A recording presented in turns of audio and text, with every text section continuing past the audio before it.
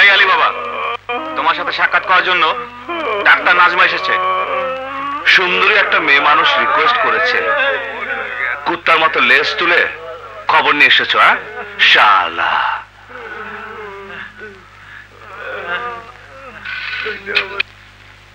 সালাম ম্যাম সাহেব। হ্যালো আলী বাবা, তোমার অতীত জীবন পড়ছিলাম। আলী বাবার ইতিহাস পড়ে মজা পেয়েছো? মজা নয়, দুঃখ পেয়েছি। শিশুকালে তোমার মা বাবা মারা যান। 7 বছর বয়স পর্যন্ত তুমি ভিক্ষে করে চলতে। 7 বছরের মাথায় তুমি লোকজনের পকেট মারতে শুরু করো, ধরা পড়ো এবং তোমাকে কিশোর সংশোধনী কেন্দ্রে পাঠানো হয়। ওখান থেকে মুক্তি পাবার পর তুমি কামাল শেরপুরি নামক এক গ্যাং লিডারের দলে ঢুকে পড়ো। মূলত ওখান থেকে শুরু হয় তোমার অপরাধ জীবন। দেখা যাচ্ছে আজ পর্যন্ত তুমি 33 বার গ্রেফতার হয়েছ, কিন্তু শাস্তি হয়েছে মাত্র 3 বার।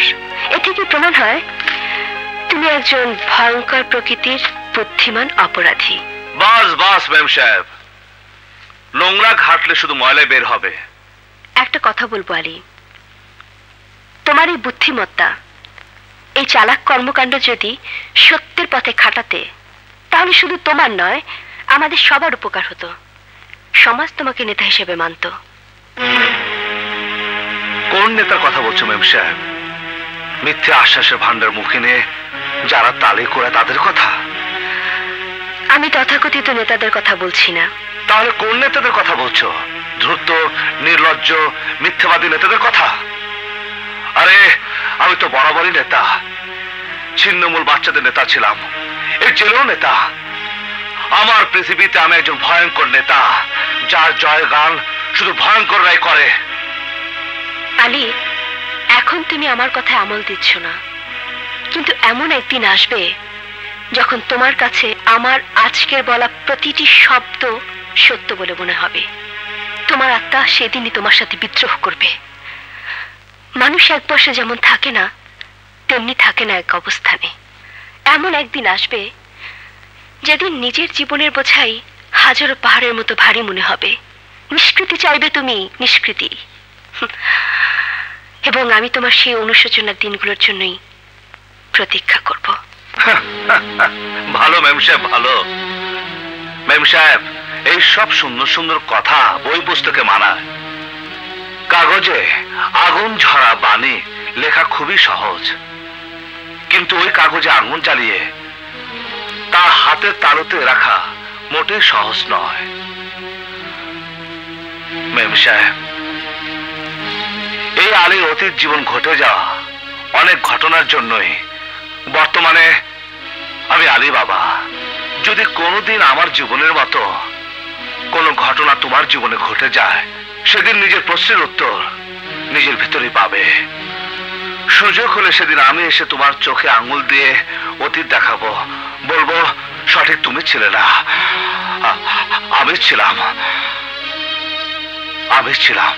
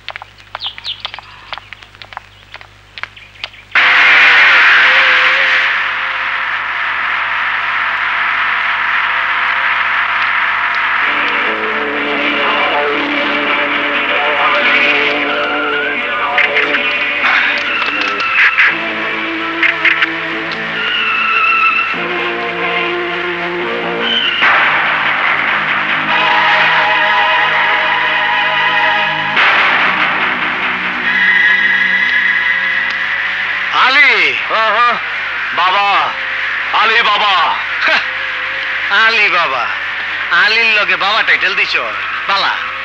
অনেক খেয়াল করে হন, আমি হলো বাবার বাবা। তরে মারতে চাইলে মরে যেতি, কবর পুরান হয়ে যেত।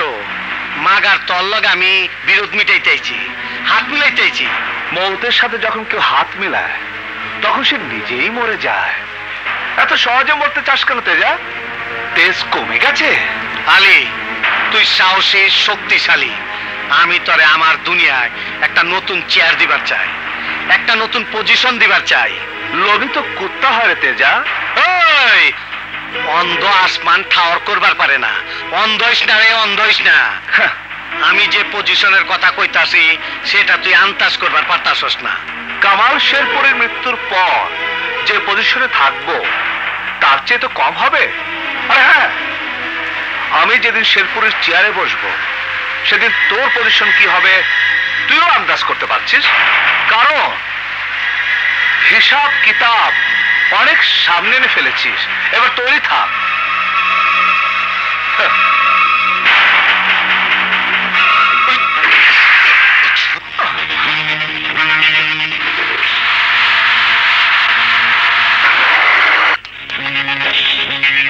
তেজা, তোদের সবার পাওনা আমি তোদের ঠিকানা গিয়েই শোধ করব।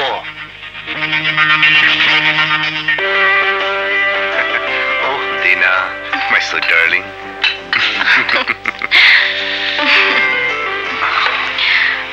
দিনা, দেখো তো কাকে নিয়ে এলাম।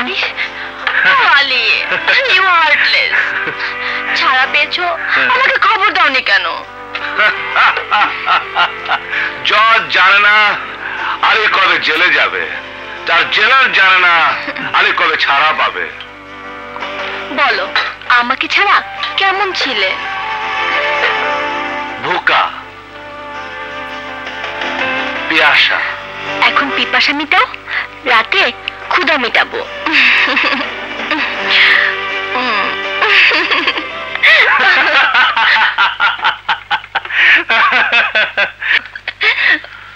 Who is that man? আমি জানতে চাই লোকটাকে। দুনিয়া আমার জন্য মরে আর আমি ওর জন্য মরি।